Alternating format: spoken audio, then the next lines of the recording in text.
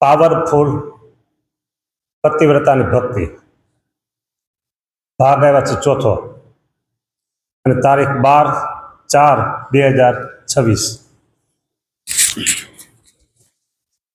વચનામૃત ગઢડા મધ્યનું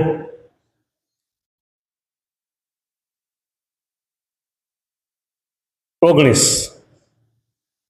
ભગવાન વિના સાંભળજો ભગવાન વિના બીજા દેવની ઉપાસના ન કરવી અને જો બીજા દેવની ઉપાસના કરીએ તો તેમાં મોટો દોષ લાગે છે. કોણ બોલે છે? સ્વામિનારાયણ ભગવાન ને પતિવ્રતા પણ જાય છે ને વેશ્યાના જેવી ભક્તિ થાય છે. માટે ભગવાનને વિશે સીતા અને રૂકમણીના જેવી ભક્તિ કરવી અને તે ભગવાનનું ધ્યાન કરવું, તે ભગવાનનું જ ધ્યાન કરવું અને તે વિના બીજા કોઈ દેવનું ધ્યાન ન કરવું.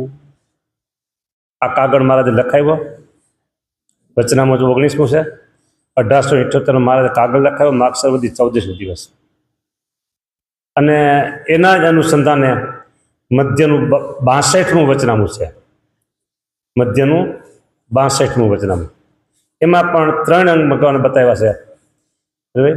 એક આત્મનિષ્ઠા, બીજું દાસ પતિવ્રતાપણું અને ત્રીજું દાસપણું.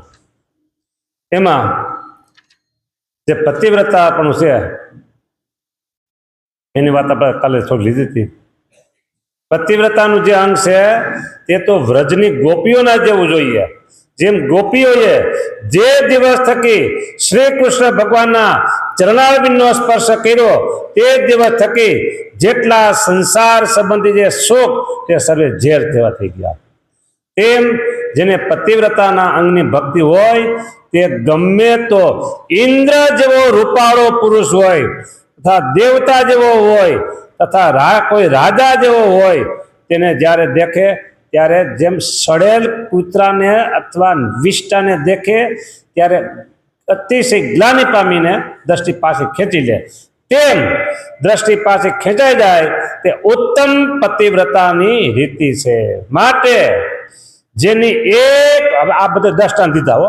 હવે ભગવાન સ્વામિનારાયણ પોતે બોલે છે, આ એની મરજીની વાત. હવે ભગવાન સ્વામિનારાયણની મરજી માટે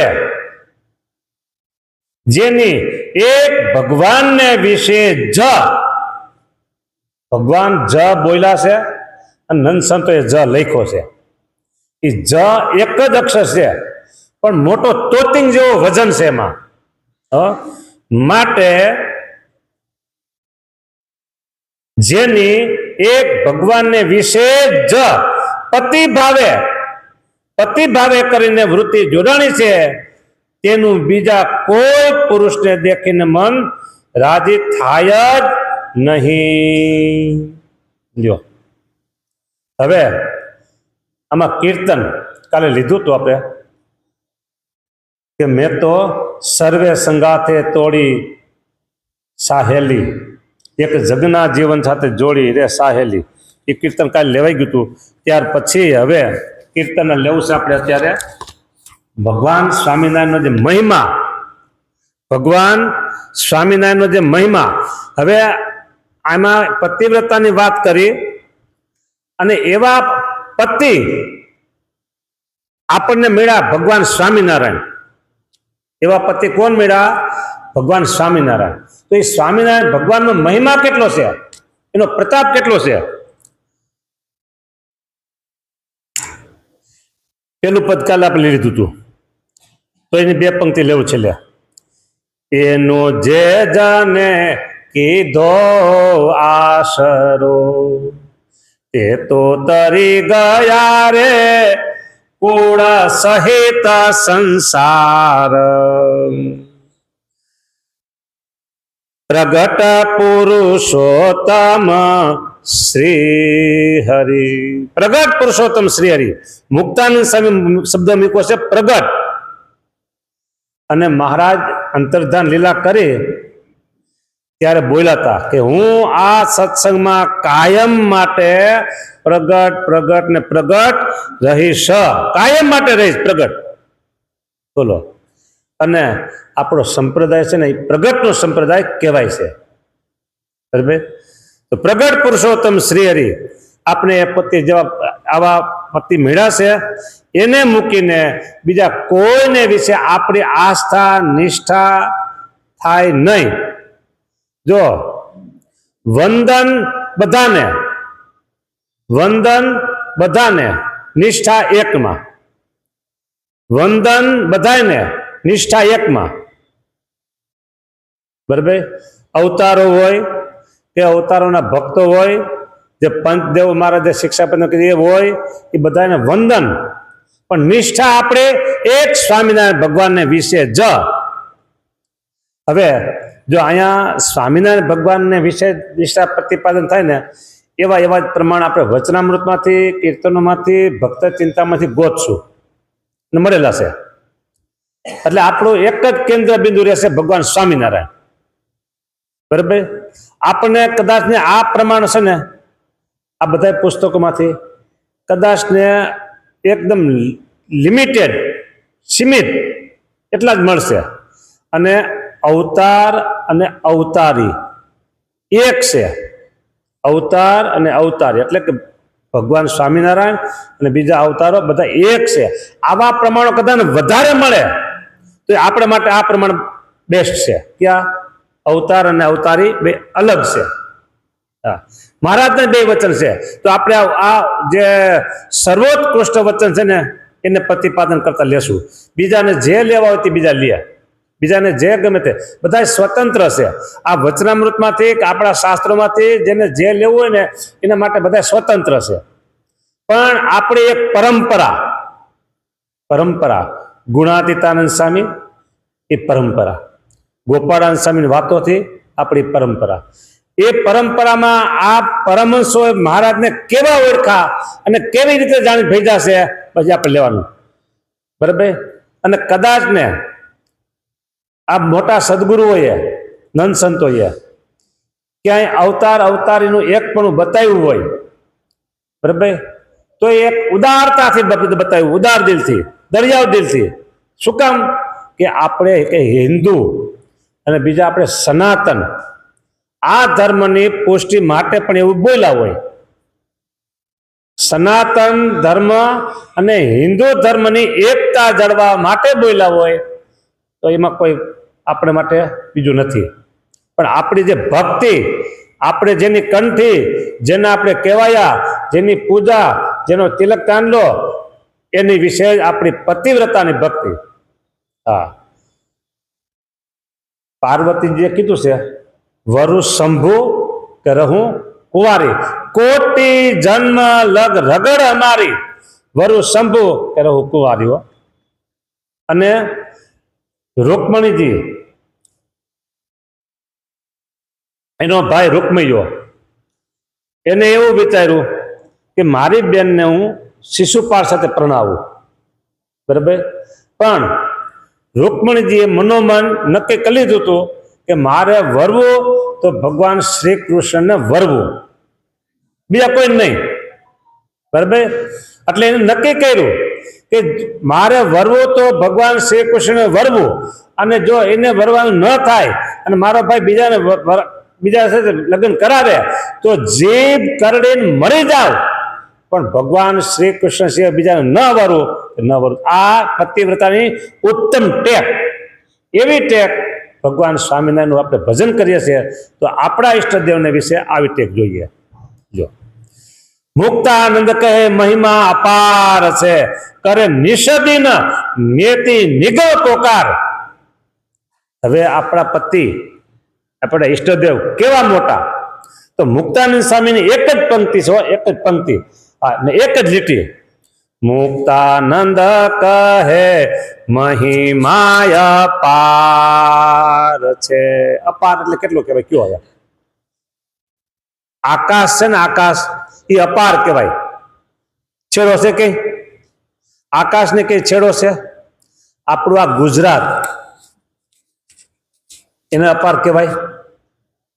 આમ જાઓ તો રાજસ્થાન, હવે તમારે અહીંયા હદ પૂરી થઈ ગઈ. આમ જાઓ તો બીજું કયું રાજ્ય આવે?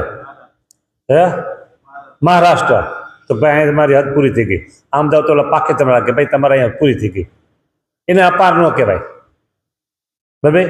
દરિયો એ અપાર, પણ છતાંય એમ કે દરિયાનો સીમા આવી ગઈ.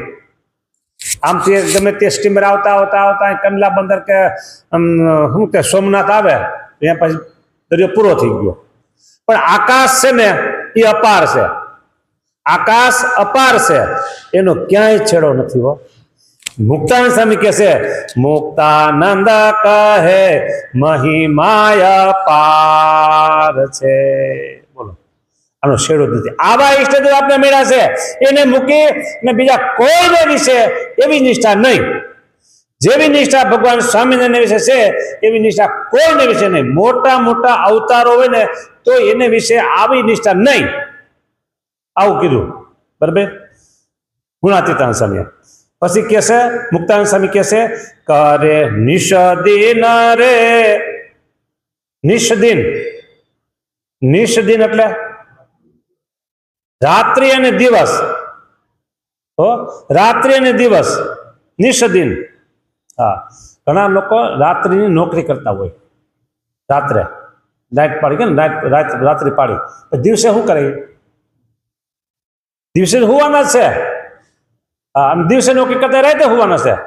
ભલે એનું કારખાનું રાત્રિ દિવસ ચાલે છે, પણ કારીગરો મેમ્બરો એના બરાબર એ બદલી જાય છે.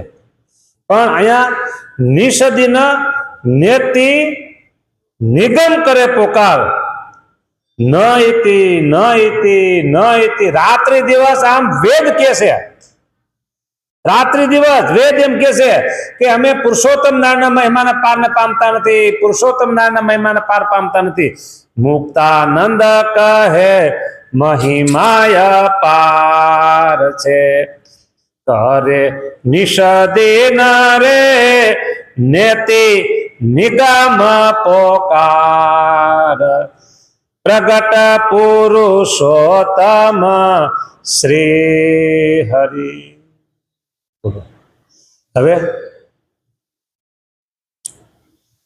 મહિમા અપાર, નિષદિન, ન ઇતિ ન ઇતિ. ઇતિ એટલે પૂરું. આપણે વચનામૃત વાંચીએ તે શું કહે છે? ઇતિ વચનામૃતમ. ઇતિ બોલ્યા ને એટલે અહીંયા પૂરું થઈ ગયું. સમજવાનું. ન ઇતિ આવે એટલે પૂરું થાય જ નહીં. તો અહીંયા એમ કીધું નેતિ ન ઇતિ. બરાબર.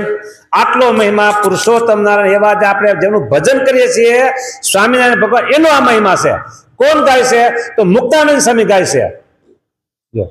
એટલે આ જેવા અનંત અવતારમાં આ એક જ, જો વચનામૃતમાં શબ્દ આવે છે એ પછી લઈશ. સર્વાવતારી આવો શબ્દ છે. સર્વાવતારી, સર્વ અવતારના અવતારી. સર્વાવતારીનો અર્થ શું થયો? સર્વ અવતાર એના અવતારી. વચનામૃત સ્વામિનારાયણ ભગવાન ચોખ્ખું બોલી ગયા છે. 38 છેલ્લું 38 વચનામૃત. બરાબર. તો સર્વ અવતારના અવતારી છે. ત્યાં તરત જ દૂધ અને પાણી જેમ જુદા પડી જાય, ચાસ અડે કોની? હંસની.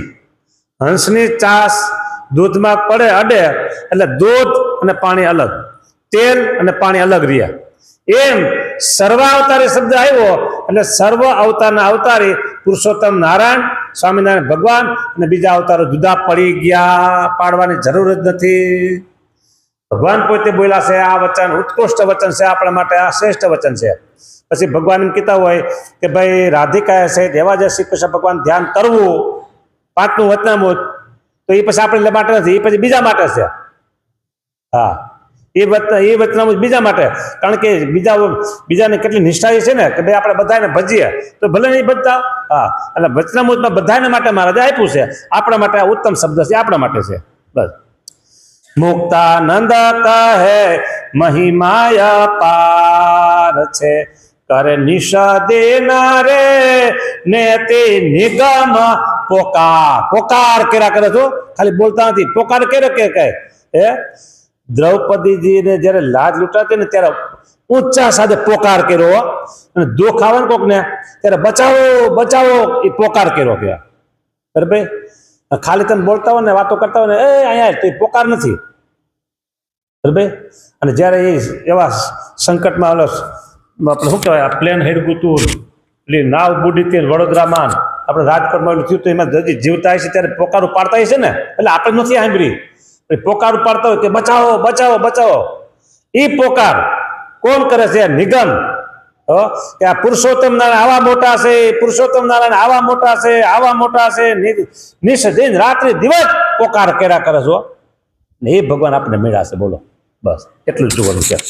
બીજા પદમાં કહે છે કે પ્રેમે પ્રગટા રે સૂરજ સહજાનંદ, અધર્મ અંધારું ટાળ્યું. પ્રેમે પ્રગટા છે ભગવાન. હા, પ્રેરણા પ્રેરણા નહીં, પ્રેમથી કરજો. કરવું હોય તો તમારે અહીંયા થોડીક સેવા છે, આવો, અરે ક્યાં જાવ જાવું કામ છે, એ પછી પ્રેરણા પ્રેરણા છે. પણ ભાઈ સેવા છે, પ્રેમથી આવજો, હરખથી આવજો, તો તમે સેવા કરો તો તમને આનંદ થાય. અરે ભાઈ અહીંયા પ્રેમે પ્રેરણા ભગવાન પ્રેમ કરે, પ્રેમથી આનંદથી હરખથી. તો આપણા માટે માયા રાત મુમુક્ષુની ટળી થયું હરિ મળતા પૂર્ણ પ્રભાત. આપણા માટે પૂર્ણ પ્રભાત. સૂર્ય ઉગી ગયો છે, બપોરના 12 વાગે કેમ આમ મધ્ય સૂર્ય આવી ગયો હોય એવી રીતે ભગવાન સ્વામિનારાયણ મુમુક્ષુના કલ્યાણ માટે પ્રગટા છે. આટલી વાત કરીને કે વિરામ આપું છું. સ્વામિનારાયણ ભગવાન જય.